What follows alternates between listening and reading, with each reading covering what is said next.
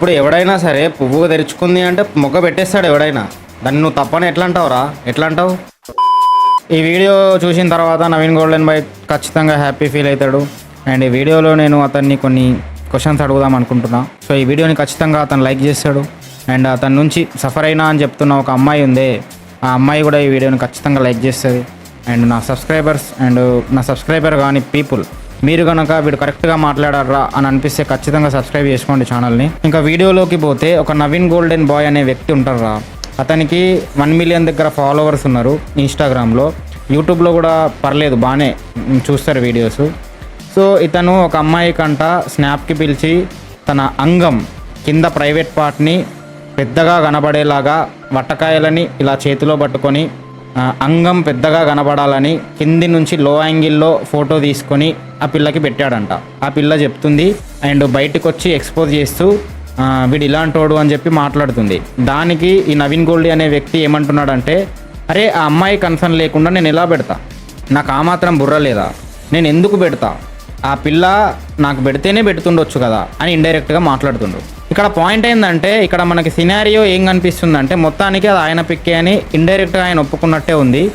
But ఆయన అని చెప్పి ఇంకా ఆయన నోటితో ఆయన చెప్పలేదు. ఆ ఫోటో లీక్ అయిన తర్వాత ఒక నార్మల్ పర్సన్ అయినా సరే చాలా ఫైర్గా రియాక్ట్ అవుతాడు. ఒక రోస్టర్ గాడు బయటపెట్టిన తర్వాత వీడు వాని మీద చాలా ఫైర్ అయ్యిండు. అండ్ తర్వాత ఆ అమ్మాయి చాలా మందికి దీనిపైన రియాక్ట్ కండి అని అడిగినట్టుంది. సో మిడిల్ క్లాస్ తేజ అనే వ్యక్తి ఒక ఆయన ఉంటాడు. ఆయన మొత్తానికి దీనిపైన రియాక్ట్ అయ్యి వీడియో చేశాడు, చాలా బలంగా చేశాడు.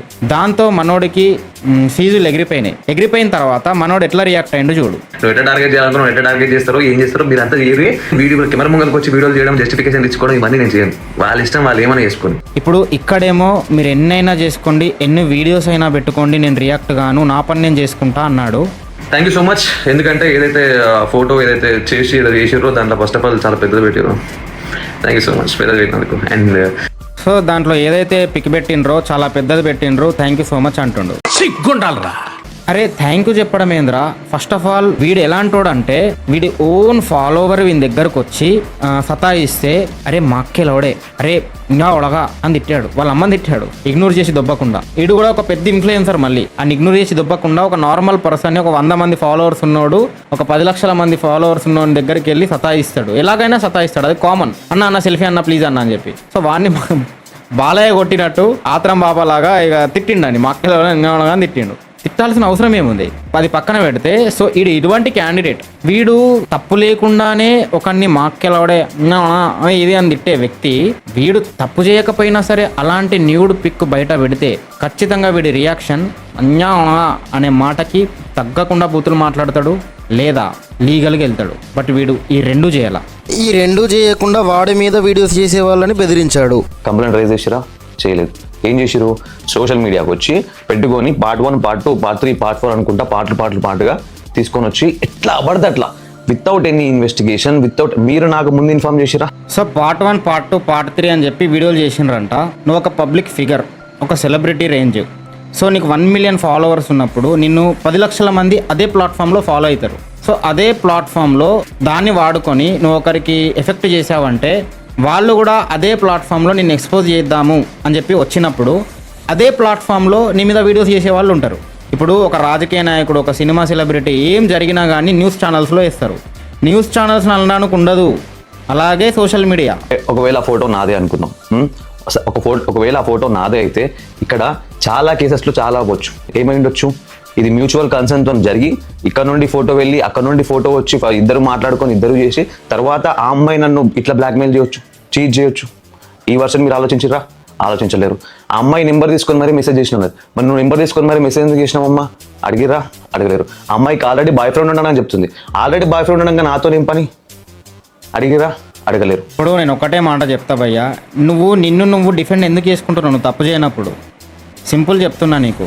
ఇప్పుడు ఆ అమ్మాయికి బాయ్ ఫ్రెండ్ ఉన్నప్పుడు నాకెందుకు మెసేజ్ చేసింది అంటే, నువ్వు చేసే వీడియోస్లో చాలా నీతులు చెప్తావు, నువ్వు మంచోడివి అన్నట్టు చాలా మంచి కంటెంట్ చేస్తావు, నువ్వు మంచిగా ఉంటావు.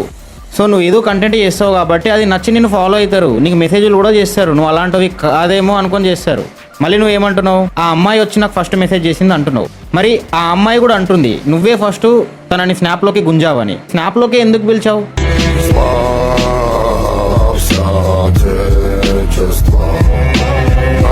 ఇప్పుడు ఈ వీడియోలో ఏమో నేనే అయి ఉండొచ్చు అనేలాగా మాట్లాడిండు కదా. ఈయన ప్రీవియస్ వీడియోలో ఏమన్నాడు తెలుసా? ఫస్ట్ మీకు ఇక్కడ కొన్ని చూపిస్తా చూడురి. అయితే ఇప్పుడు ఇది నేను ఇందాక పెట్టిన స్టోరీ అన్నమాట. దీని కింద రిప్లైలు ఏమి వచ్చినాయి అవి మీరు చూడు. ఇక్కడ ఈ ఫోటో నిజం అనుకున్నారు లేదా కొన్ని మాత్రమే మీకు చూపిస్తున్నాం. ఇది సో ఇట్లా ఫొటోస్ ని మార్పు చేసి నా మీద ఎవడైతే ఫేక్ అలిగేషన్ వేసిండో, అంటే వీడి మీద లీక్ అయిన ఫోటో అది నాది కాదు అని చెప్పి క్రియేట్ చేసుకున్నాడు. డీఫేమ్ చేద్దాం, ఒకరిని బ్లాక్మెయిల్ చేద్దాం, ఒకరిని ఎమోషనల్ గా వీడిని ఖరాబ్ చేద్దాం అని చెప్పి అనుకున్నప్పుడు ఎంత టెక్నాలజీ వచ్చింది, ఎన్ని ప్రీవియస్ లో కూడా ఎంత మంది ఎన్ని ఇదైనాయి, ఓకే, ఎంత మార్ఫింగ్ చేసి వచ్చింది, ఏ వచ్చింది, ఇవన్నీ వచ్చినాయి. సో ఇవన్నింటిని వీటిని అడ్డు పెట్టుకుని వీళ్ళు విక్టింగ్ కార్డ్ ఉమెన్ వాయిస్ లోని ఉమెన్ అన్న పేరుతో పెట్టుకుని విక్టింగ్ కార్డ్ ప్లే చేసుకుంటా వీళ్ళు ఒక పెద్ద డ్రామా అనేది చేస్తున్నారు. సో అది పాయింట్. మనోడు అప్పుడేమో డిఫెండ్ చేసుకున్నాడు ఇది నాది కాదు అని చెప్పి. మళ్ళీ తర్వాత నమస్తే అందరికి, ఇప్పుడే చెప్పొచ్చిన. అయితే ఇందాకనే నేను మా లాయర్కి ఫోన్ చేసి మాట్లాడాను అనమాట. నేను ముందు ఇట్లాంటి సిచ్యువేషన్లు అన్ని ఎదుర్కోవాలి అని చెప్పి రెడీ ఉన్నా, కాకపోతే ఇంత తొందరగా ఎదుర్కోవాలి. సో ఒక మాట అన్నాడు, నాకు తెలుసు నేను ముందు ఇటువంటివి ఎదుర్కొనేది ఉంటుంది అని చెప్పి, బట్ ఇంత తొందరగా ఎదుర్కొంటానేమో నాకు తెలియదు అని.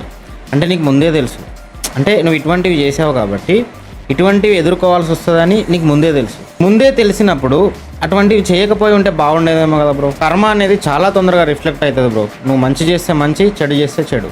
బట్ ఆ చెడు చేసినట్టయితే గుడిసిపోతావు బ్రో ఖచ్చితంగా. బట్ మంచి చేస్తే మాత్రం నిజం చెప్తున్నా ఇంకా మంచి జరుగుతుంది.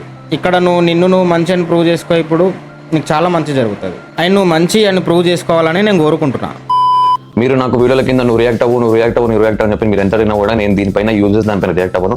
నేను ఏమున్నా కూడా లీగల్గానే పోతా. నేను వీళ్ళకి చెప్తున్నా, మీరు వెళ్ళి మీ నియర్ బై పోలీస్ స్టేషన్లో నా పైన మీరు కంప్లైంట్ రైజ్ చేయండి, ఎఫ్ఐఆర్ కాపీ నాకు పంపేయండి. నేను నా లాయర్తో వచ్చేసి నేను మాట్లాడుకుంటాను.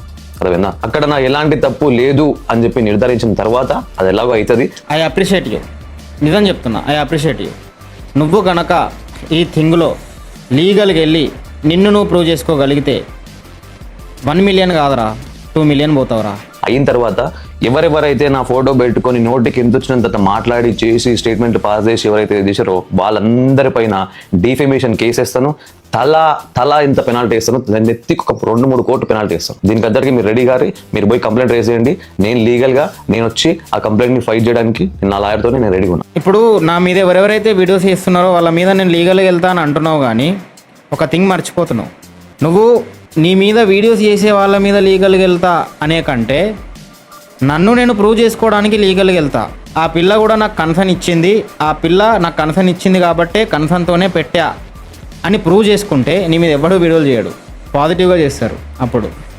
అది సో లీగల్గా వెళ్ళి నువ్వు ఆ పిల్ల కన్సర్న్తోనే నేను పెట్టా అని విత్ ప్రూఫ్, నువ్వు ఈరోజు స్టోరీ పెట్టావు కదా విత్ ప్రూఫ్తో వస్తా అని, సూపర్ రా. ఇప్పుడు నిన్ను డీఫేమ్ చేసే వాళ్ళ మీద కేసులు వేస్తా, లీగల్ త్రూ వెళ్తా అని బెదిరించే బదులు నువ్వు ప్రూవ్ చేసుకోవడానికి లీగల్ త్రూ వెళ్ళి ఆ అమ్మాయి చేసింది తప్పు, ఆవిడ కన్సర్న్తోనే నేను చేసా అని ప్రూవ్ చేసుకుంటే నీ పైన పాజిటివ్ వీడియోలు చేస్తారు కదా. నిన్ను డీఫేమ్ చేయడం కాదప్పుడు, వాళ్ళు డీఫేమ్ అవుతారు, నువ్వు ఒక తోప్ లెవెల్ ఫేమ్ అవుతావు. అదిదా మ్యాటరు. అండ్ ఇంకో థింగ్ ఏంది, నువ్వు లీగల్గా వెళ్ళకపోతే నువ్వు తప్పు చేసినట్టే. నువ్వు గనక ఇక్కడ నేను తప్పు చేయలేదు అని లీగల్గా ప్రూవ్ చేసుకోకపోతే ఆ అమ్మాయి వెళ్ళదు, ఇక్కడ నువ్వు వెళ్ళవు. బట్ డ్యామేజ్ అయింది ఎవరికి? నీకే కదా. డ్యామేజ్ అవుతుంది ఎవరికి? నీకే కదా. పిక్కు బయటపడ్డది నీదే కదా అని అంటున్నారు కదా. సో లీగల్ త్రూ అది నాది కాదు అని అయినా ప్రూవ్ చేసుకో, డాక్యుమెంట్ త్రూ సైబర్ ఆఫీస్ నుంచి, లేదా ఆవిడ కన్సర్న్తోనే నేను చేశాను అని ప్రూవ్ చేసుకో. నిజం చెప్తున్నారా, ఇది గనక నువ్వు ప్రూవ్ చేసుకుంటే చాలా రెస్పెక్ట్ ఉంటుంది నీకు, నీ హేటర్స్కి గట్టి పంచగొట్టినట్టు అవుతుంది. అండ్ 1 మిలియన్ కాదరా 2 మిలియన్ పోతావురా. నేను ఇదే పదే చెప్తున్నా, సారీ. అండ్ నువ్వు గనక ప్రూవ్ చేసుకోకపోతే నువ్వు తప్పు చేసినట్టే. ఎందుకంటే ఇక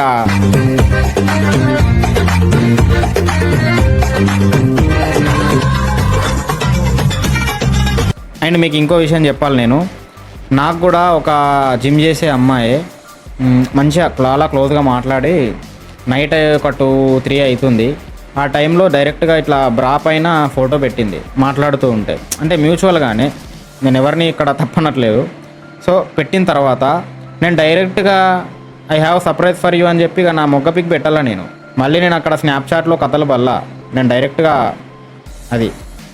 అంతేగాని కొంచెం కంట్రోల్లో ఉండాలిరా. మీకు జిమ్ చేసే వాళ్ళకి టెస్టోస్టిరోన్, జిమ్ చేసే వాళ్ళే కాదు, ఒక న్యాచురల్గా సన్నగా ఉన్నా పర్లేదు, హెల్దీ పర్సన్కి, అంటే జిమ్ చేస్తున్నంటే హెల్దీ ఉన్నట్టే కదా.